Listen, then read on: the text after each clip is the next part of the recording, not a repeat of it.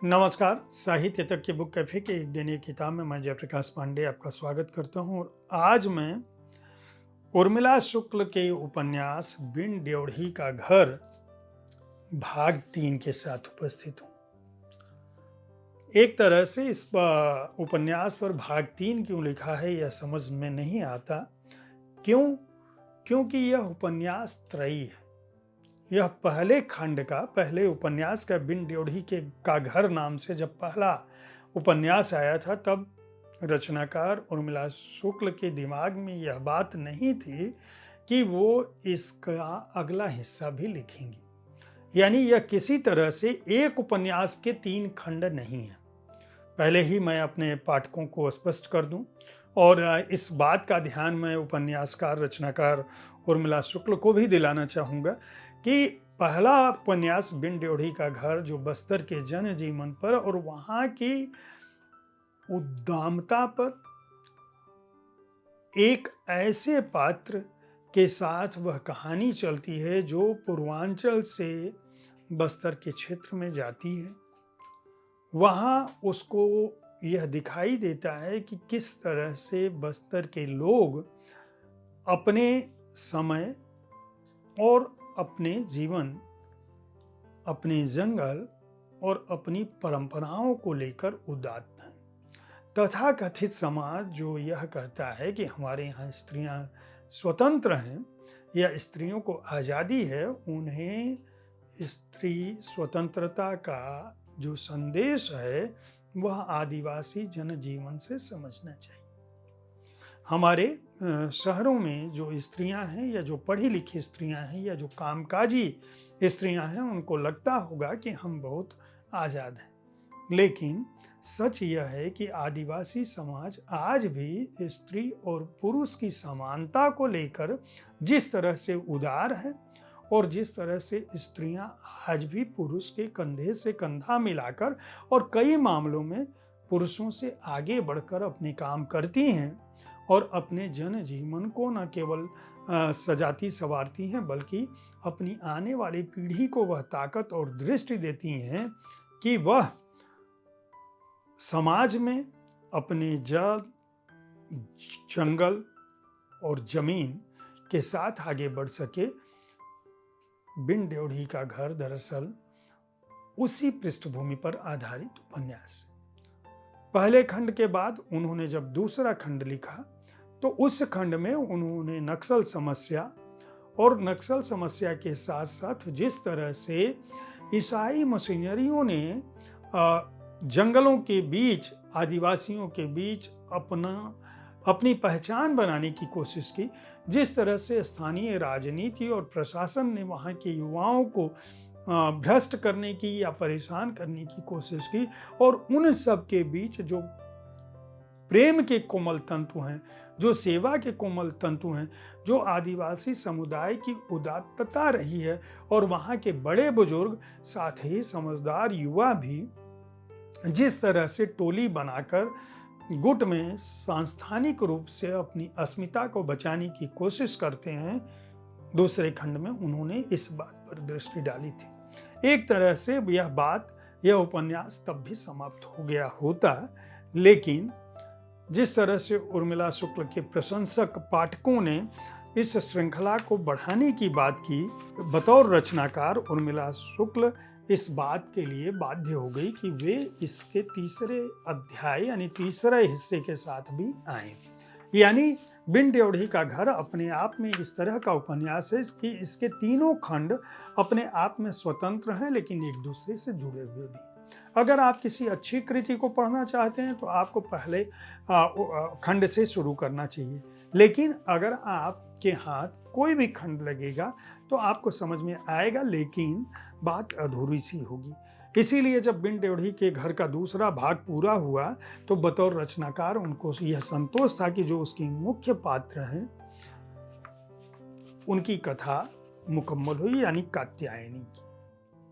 कात्यायनी मारी माँ के पास जाती है। मारी माँ कौन है यह आपको समझना पड़ेगा, उसके असली माता पिता कौन है, उसके जीवन में क्या कुछ घटा है, उसको अगर देखना समझना चाहते हैं तो उर्मिला शुक्ल से हमारी बातचीत भी हुई थी।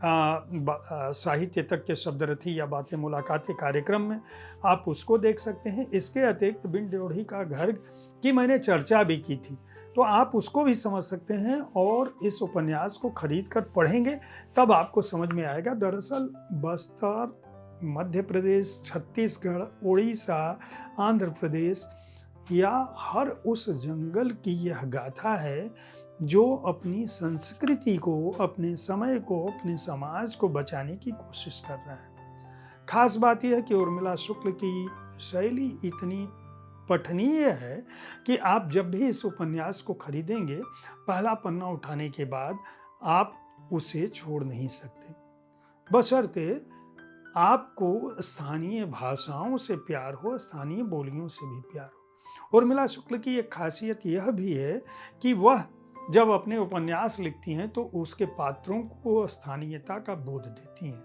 यानी अगर कोई पूर्वांचल का व्यक्ति बात कर रहा हो, कोई पढ़ा लिखा व्यक्ति बात कर रहा हो, तो उसके संवाद की शैली उस तरह की दिखती है। और अगर कोई आदिवासी दो जन बात कर रहे हैं तो उनकी बातचीत वहाँ की लोकल भाषा में है, वहाँ की स्थानीय भाषा में है, वहाँ की स्थानीय बोली में है। तो यही इस बात को खास बनाती है।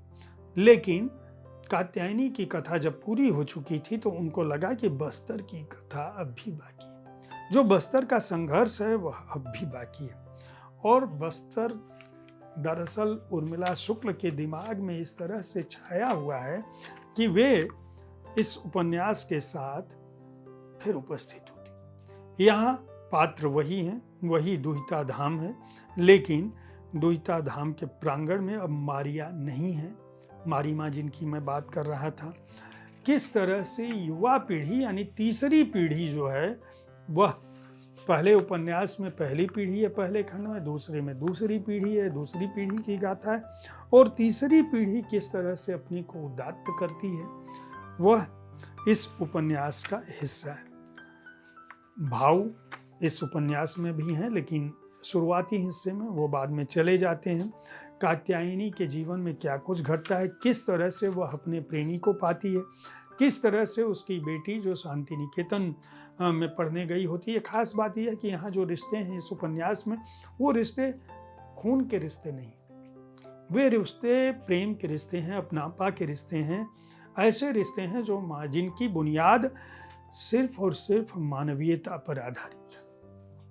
दुहिता धाम सभी के लिए खुला है, वहाँ की माटी सभी के लिए खुली है। और जो कल्पना करती हैं उर्मिला शुक्ल अपने इस उपन्यास से, अगर वाकई आदिवासी जनजीवन को उस तरह के धाम और उस तरह के पढ़े लिखे पात्र, जिसमें शिवा भी है, शिवराजन भी है, जलारी भी है, अगर कोया भी है, गुमान भी है, अगर उस तरह के पात्र आज भी अपनी आदिवासी माटी से लिपटे हों, पढ़ लिख कर भी अपनी मिट्टी और अपने वृक्षों से, अपनी परंपराओं से, अपनी कला से, अपने साहित्य से, अपने समय और समाज से अगर आप प्रेम करते हों, तो दंडकारण्य अब भी दुनिया का सर्वाधिक हरितिमा प्रदेश बना होगा। यह उपन्यास दरअसल एक साथ नक्सल व्यवस्था, एक साथ ईसाई मशीनरियों और एक साथ सरकारी व्यवस्था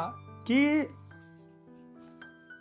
परिदृश्य में, परिप्रेक्ष्य में, उनकी तुलना में एक ऐसी व्यवस्था को रखने की कोशिश करता है जो स्थानीय लोगों के, स्थानीय समाज के लोगों से, खासकर स्त्रियों की ताकत से, इस उपन्यास का जो मुख्य स्वर है वह स्त्री की अपनी स्वायत्तता है। यहाँ जो भी नायिका है वही असली नायक है। बाकी जो नायक हैं, जो पुरुष पात्र हैं, वह नायिका को हर तरह से उसका सहयोग कर रहे होते हैं।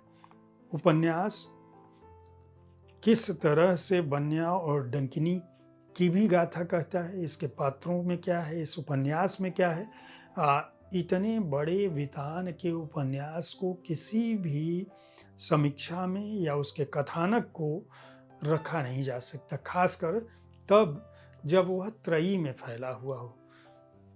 आप अगर हिंदी का कोई बेहतरीन उपन्यास पढ़ना चाहते हैं तो बिन ड्योढ़ी का घर इस त्रयी को खरीद कर पढ़ सकते हैं। उर्मिला शुक्ल छत्तीसगढ़ की पहली डिलीट उपाधिधारी महिला रही हैं। एमए पीएचडी डिलीट किया है, छत्तीसगढ़ी और हिंदी दोनों भाषाओं में लिखती रही हैं।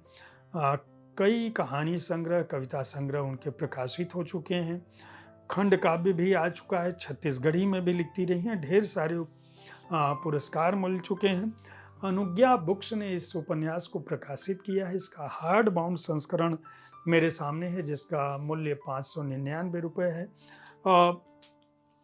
प्रकाशक से और लेखक से भी मेरा ये अनुरोध है कि इस तरह की पुस्तकें जिनको अधिक से अधिक लोगों तक पहुंचना चाहिए, जिनका संदेश न केवल प्रकृति को बचाना है बल्कि शिक्षा को बचाना है, अपनी संस्कृति को बचाना है, अपनी परंपरा को बचाना है, और जो सकारात्मक संदेश समाज में दे सकती हैं, इनके पढ़ने वाले व्यक्ति के ऊपर निश्चित रूप से ये प्रभाव डालते हैं ऐसे उपन्यास, ऐसी कृतियाँ, तो इनका मूल्य कम होना चाहिए। अजिल्द संस्करण भी जल्द ही मुझे लगता है कि प्रकाशित होगा। मैत्रेयी पुष्पा जैसा कहती हैं कि बस्तर जो है बाहरी दुनिया के लोगों के लिए अबूझ है। बस्तर और सरगुजा के जंगलों में क्या अंतर है, यह उपन्यास बताता है। यानी छत्तीसगढ़ के ही दो हिस्सों की बात करता है, दो तरह के जंगलों के, दो तरह की परंपराओं की बात करता है। सही मायनों में छत्तीसगढ़ के जंगलों के बहाने पूरी दुनिया के जंगलों की, पूरे दुनिया के पर्वतों की और उन जंगलों में निवासरत स्त्रियों के स्वप्न की, उनके आदर्श की, उनके संघर्ष की और उनके वर्तमान की यह गाथा है। अगर आप अच्छी कृति पढ़ना चाहते हैं तो इस उपन्यास को जरूर खरीद कर पढ़ें। उम्मीद है साहित्य तक का यह एपिसोड आपको पसंद आया होगा। इस कार्यक्रम में आप किस तरह की पुस्तकों की चर्चा चाहते हैं, उसके बारे में अपनी राय से हमें जरूर अवगत कराएं। हमारी कोशिश होती है कि विविध विधाओं की पुस्तकों के साथ आपके पास मैं हर दिन पहुंचूं, ताकि आपको अपनी पसंद की पुस्तक चुनने में आसानी हो। कल ठीक इसी समय ऐसी ही किसी एक कृति के साथ फिर मिलूंगा। देखते रहिए साहित्य। धन्यवाद।